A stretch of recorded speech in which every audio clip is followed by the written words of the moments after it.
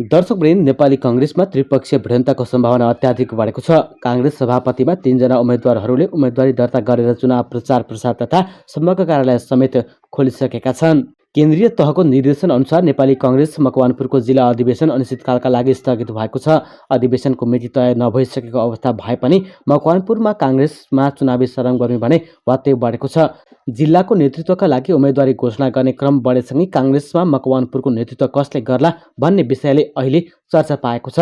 यसअघि कांग्रेस मकवानपुरको अधिवेशनको लागि 2 पटक मिति तोकिएको भए पनि अधिवेशन भने हुन सकेको थिएन। यति बेला कांग्रेस मकवानपुरको जिम्मेवारी कार्यवाहक सभापति विष्णुप्रसाद लामिछानेले सम्हालिरहेका छन्। सभापति रहेका इन्द्रबहादुर बानिया बागमती प्रदेश सभापतिमा निर्वाचित भएपछि लामिछानेलाई कार्यवाहक सभापतिको जिम्मेवारीमा पदभार ग्रहण गराइएको थियो। नजिकै गरेको स्थानीय तह र संसदीय चुनावका कारण कांग्रेसको जिल्ला अधिवेशन अझै अनियलमा छ। स्थानीय तहको निर्वाचनपछि मात्र जिल्ला अधिवेशनको बहस पनि सुरु भएको छ। तैपनि आगामी नेतृत्वका लागि उम्मेदवारी घोषणा गर्ने र सम्पर्क कार्यालय खोल्ने काम भने धमाधम भइरहेका हुन्। कांग्रेस मकवानपुरको नेतृत्वका लागि करिब आधा दर्जन जतिले आकांक्षा देखाएका छन्। आन्तरिक प्रतिस्पर्धा भन्दा पनि सहमतिबाट नेतृत्व टुङ्ग्याउनु पर्ने भन्दै हाल कार्यवाहक सभापति लामिछानेले पनि सभापतिमा आकांक्षा व्यक्त गरेका छन्। निर्वाचन भएको खण्डमा भने उम्मेदवारीबारे तत्काल केही जानकारी गराइएको छैन। गत 2074 सालमा भएको प्रदेशसभा निर्वाचनमा मकवानपुरको निर्वाचन क्षेत्र नम्बर 1 को 2 बाट प्रदेशसभा सदस्य पदका उम्मेद्वार अशोक साक्य पनि सभापति बन्ने लाइनमा छन्।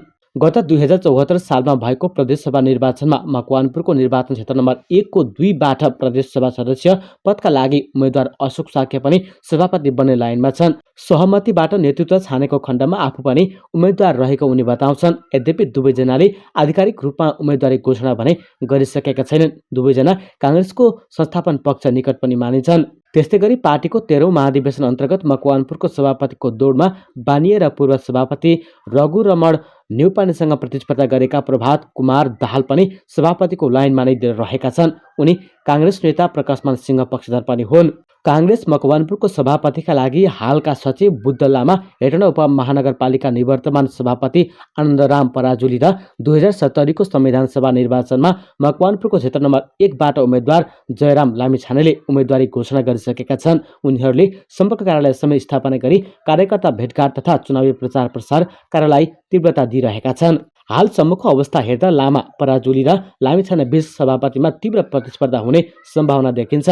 सभापति पराजुली र लामा संस्थापन पक्ष निकट हुन् भने लामिछाने संस्थापन इतर समूहका हुन्। कांग्रेस मकवानपुरका सचिव लामाले गत मङ्सिरमा नै सभापति पदमा उम्मेदवारी घोषणा गरिसकेका हुन्। लामाले हेटौँडा 10 भीमसेन गल्लीमा सम्पर्क कार्यालय खोलेका छन्। यता महिनौदेखि जिल्ला सभापति पदका लागि उम्मेदवारी घोषणा गरेका पराजुलीले हेटौँडा 2 कांग्रेस चोकमा सम्पर्क कार्यालय समेत खोलेका छन्। संस्थापन इतर पक्षको नेतृत्व गर्दै जिल्ला सभापति बन्ने दौडमा रहेका लामिछानेले भने गत बुधबार मात्र आधिकारिक रूपमा जिम्मेवारी घोषणासहित सम्पर्क कार्यालय स्थापना गरेका हुन्। चुनावी माहौल बढ्दै गर्दा लामिछाने भन्दा पराजुली र लामाको पार्टीमा बढी पकड रहेको कार्यकर्ताको भनाइ छ। तर लामिछानेको पनि जिल्लाको उत्तरी क्षेत्रमा बढी प्रभाव रहेको देखिन्छ। यता सरकारले रिक्त रहेका देशमा राजदूत नियुक्तिको तयारी थालिसकेको छ।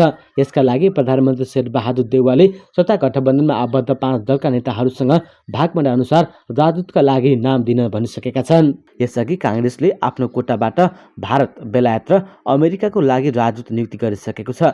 सरकारले भारतमा डाक्टर शङ्कर शर्मा, बेलायतका लागि ज्ञानचन्द्र आचार्यलाई र अमेरिकाका लागि श्रीधर खत्रीलाई नियुक्ति गरिसकेको छ। उनीहरूको संसदीय सुनवाई पनि सम्पन्न भइसकेको छ। 5 दलीय भागबण्डा अनुसार चीनको राजदूत भने नेकपा माओवादी केन्द्रको कोटामा परेको छ। माओवादीले चीनको लागि नेपाली राजदूतमा कसलाई पठाउने भनेर आन्तरिक तयारी गरिसकेको छैन। तर सभामुख अग्निप्रसाद सापकोटाले भने आफ्नो छोरा रूपक सापकोटालाई चीनको राजदूत बनाउनको माओवादी केन्द्रका अध्यक्ष पुष्पकमल दाहाल मार्फत लबिङ गरिरहेका छन्। चीनको रेनमिन विश्वविद्यालयबाट भू राजनीतिक विषयमा विद्यावारिधि गरेका रूपकले यसपटक चीनको राजदूत बनाउनका लागि भित्रभित्रै लबिङ गरेका छन्।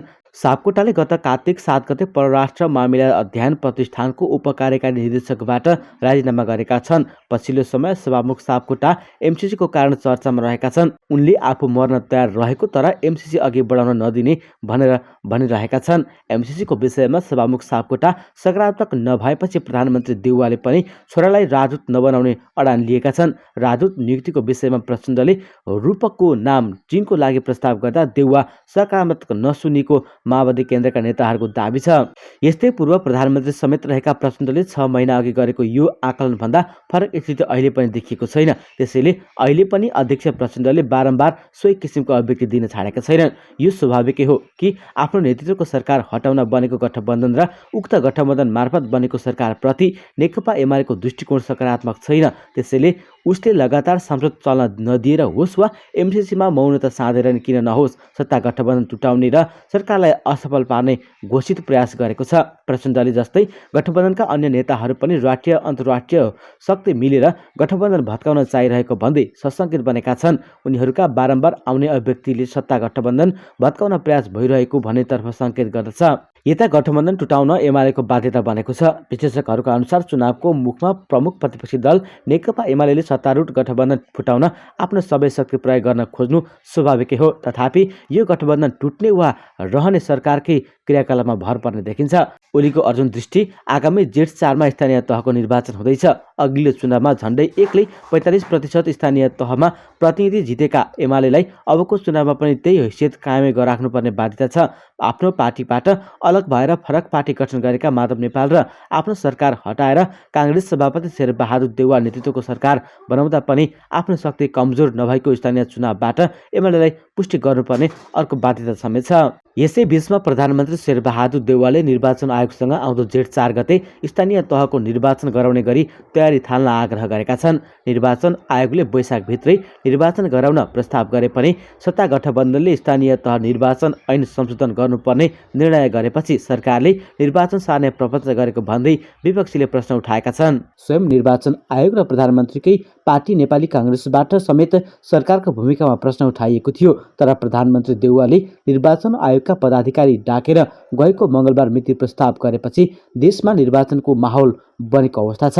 यही माघ 15 गतेको सत्ता गठबन्धनको बैठकले पनि जेठमा निर्वाचन गराउन सरकारलाई सुझाव दिएको थियो। त्यसकै जगमा प्रधानमन्त्री देउवाले जेठ 4 को मिति प्रस्ताव गरेका हुन्। निर्वाचन आयोग र सरकार जेठ 4 गते एकै चरणमा निर्वाचन गर्ने समझदारीमा पुगेका छन्। सरकारले औपचारिक रूपमा निर्वाचनको मिति घोषणा भने अबको मन्त्री परिषद बैठकबाट गर्ने बताएका छन्। प्रधानमन्त्रीबाट निर्वाचित मिति प्रस्ताव गरिएपछि प्रमुख प्रतिपक्षी दल नेकपा एमालेले मिति तोक्न माग गर्दै आन्दोलन गर्न अग्रसर भएको छ। यसअघि सामान्य आलोचनामा सीमित एमालेका अध्यक्ष केपी शर्मा ओलीले यही माघ 9 गते सरकारका 6 महिनाको मूल्याङ्कन गर्दै वक्तव्य जारी गरी स्थानीय तहको निर्वाचन पछि धकेल्न नहुने र त्यो एमालेलाई स्वीकार्य नहुने बताएका थिए। त्यस यता नेताहरूका फेसबुक वालमा मात्र निर्वाचनको माग सहितका स्ट्याटस देखिए पनि आधिकारिक रूपमा दबावका कार्यक्रम सार्वजनिक भएको देखिँदैन। सत्ता गठबन्धनका दलले जेठमा चुनाव गर्न सरकारलाई सुझाव दिँदै दिन बसेको एमालेको जनसमन्वय सम्पर्क संयन्त्रको बैठकले वैशाखभित्रै स्थानीय तहको निर्वाचन गर्नुपर्ने निष्कर्षसहित जनवर्गीय सङ्गठनलाई आन्दोलन गर्न निर्देशन दिएको थियो। सोही निर्णयका आधारमा माघ 16 गते अनिराज सेब्युले निर्वाचनको मिति तोक्न जिल्ला प्रशासन कार्यालय मार्फत सरकारलाई ध्यान आकर्षण पत्र बुझाउने, सरकारका मन्त्रीहरूलाई कालो झण्डा देखाउने सहितका कार्यक्रम सार्वजनिक गर्यो। हाल अनिराज सेब्युसँगै युवा सङ्घले पनि आन्दोलनका कार्यक्रम गरिरहेको छ। जनसङ्गठनलाई मात्रै आन्दोलनमा उतारेको एमालेले अहिले भने मिति घोषणा नभई आफै आन्दोलनमा उत्रिने तयारी गरेको छ। बुधबार बसेको केन्द्रीय सचिवालय बैठकले निर्वाचनको मिति घोषणाको माग गर्दै दबावमूलक कार्यक्रम गर्ने निर्णय गरेको हो। सरकारले मिति प्रस्ताव गरेपछि एमालेले आन्दोलन किन गरिरहेको छ त? एमाले नेता सरकारले औपचारिक रूपमा मिति घोषणा नगरेकाले दबाव आवश्यक भएको बताउँछन्। उपाध्यक्ष युवराज गेवाली दबावमूलक कार्यक्रम गर्न ढिलाइ भएको स्वीकार गर्छन्। ताजा जनादेशमा जान तयार रहेको दावी गर्दै आएको एमालेले निर्वाचन ऐन अनुसार चैत्र 5 गतेभित्रै स्थानीय निर्वाचन गर्न दबाव दिन आवश्यक ठानेन। स्थानीय तह निर्वाचन ऐनमा स्थानीय तहका पदाधिकारीले कार्यकाल समाप्त हुनु 2 महिना अघि नै निर्वाचन गर्ने व्यवस्था छ। जेठ 5 मा जनप्रतिनिधिहरूको कार्यकाल समाप्त हुँदैछ। चैत्र 5 भित्रै निर्वाचन गर्न सरकार जिम्मेवार रूपमा अघि नबढे पनि प्रतिपक्षी एमाले मात्र नभई निर्वाचन आयोगले समेत व्यवस्था गरेको देखिन्छ। किनभने निर्वाचन आयोगले सरकारलाई पुस 19 गते मात्र निर्वाचनको प्रस्ताव गरेको थियो, त्यो पनि वैशाख 14 र 22 गतेका लागि। त्यो स्थानीय तह निर्वाचन ऐनको मर्मसँग मेल खाँदैन। ऐन अनुसार जेठ 5 पछि स्थानीय तह रिक्त हुँदा 4 गते नै निर्वाचन गर्न लागेको प्रधानमन्त्रीका तर्फबाट धारणा आएको छ। तर प्रतिपक्षी एमाले भने निर्वाचन आयोगले प्रस्ताव गरेको मितिमा नै निर्वाचन गर्नुपर्ने माग राखेको छ। तत्काल स्थानीय निर्वाचनको मिति घोषणा नभई पार्टी आन्दोलनमा उत्रिने गेवालीले बताएका छन्। उता प्रधानमन्त्री शेरबहादुर देउवा र लोकतान्त्रिक समाजवादी पार्टीका अध्यक्ष महन्त ठाकुर बीच भेटवार्ता भएको छ।